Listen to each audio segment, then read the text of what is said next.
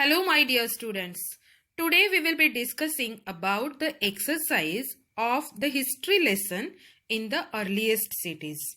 Okay? So let's start. See the first question. How do archaeologists know that cloth was used in the Harappan civilization? Okay? See my dear students, the actual pieces of cloth have been founded in Mohenjo-daro. It was attached to the lid of a silver vase and some copper objects from the excavation sites. Okay, and also they found spindle holes. The spindles from the excavation site shows that people knew how to make cloth. These spindles were used to spin threads. So this indicates that cloth was used in the Harappan civilization, as well as all we see the shawl is there on the shoulder of the priest. So if we see the design on that, we can say that Harappan people knew the art of making fine cloth or making embroidery. Okay. See the next question. Why were metals, writing, the wheel and the plough important for the Harappan? Okay.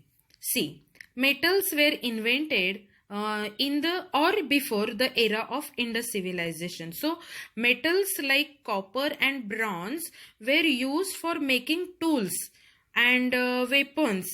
Also, people were making ornaments such as the vessels of copper and bronze.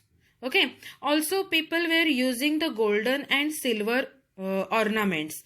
The idol of dancer, we can see her one hand is full of bangles. So, we can say that they were very fond of ornaments. And we can say that the metals, writings, the wheel.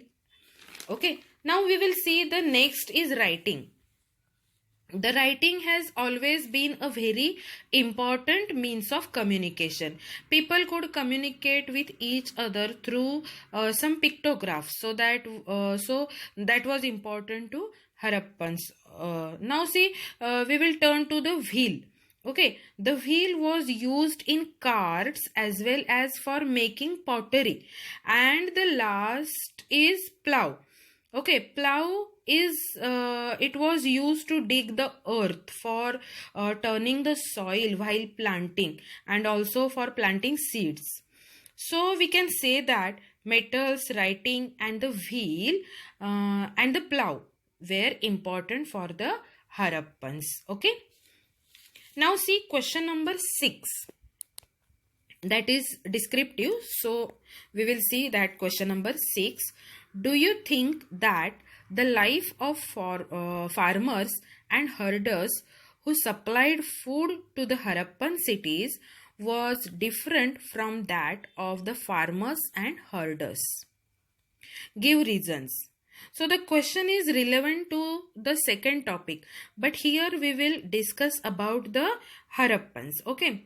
See, we have seen that farmers and herders supplied food to the Harappan cities. Number 1 is tools. Harappan farmers and herders used a wooden tool called plough, which was used for digging and turning the soil and planting seeds, which we have seen the use of plough. Okay. One more thing is that the earlier farmers and herders used mortars and pestle for grinding grains. So some tools were made of bones as well. Okay. The next is irrigation.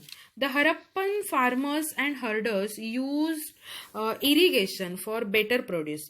They were using plough for the soil and plantation, and the irrigation work was remarkable to the Harappans. Next is storage. The Harappan farmers stored the food in well-built granaries. They did not keep in clay pots or basket, etc. But they built storage house. we have got the evidences in the excavation sites. We have seen that. Okay, and the last is residence. Harappan farmers live on the outskirts of the cities, which is called the lower city. We have discussed in the lesson. Okay, so people used to live in two-storied house as well as in very small rooms also. Are you getting me? Okay, let's move towards the next question. Question number 8. Okay, are there any old buildings in your locality? Find out how old they are and how looks after them. So see, my dear children, the answer to this question depend on the locality where you live in. We have students from some students from Dapoli Mandangad, some students from Gharda Chiplun. So I can say that first we will discuss about Mandangad. So I would say that Mandangad Fort, which was built in the 12th century during the reign of Shilahara dynasty. It was built by the King Bhoj II. Also, the Bankot Fort. It was built so safeguard the trade routes. Through the Savitri River, which was an important trade route. Okay, so speaking about Dapoli, the church in the middle of the camp Dapoli, as well as Keshavraj temple, then Unaure hot water spring, also you can see there. In Chiplun, old building is the Parshuram temple. It is an ancient temple built in 17th century. Okay, and in the Khed city, ancient caves have been found before many years while excavation. It is supposed that the caves have came into existence hundreds or thousand years ago. Okay. So hope that you have understood the exercise of this lesson in the earliest cities. Now get ready, my students. Let's ready for the activity. Okay. Bye. See you. Hello, my dear students. Today we will be discussing about the exercise of the history lesson in the earliest cities. Okay. So let's start. See the first question. How do archaeologists know that cloth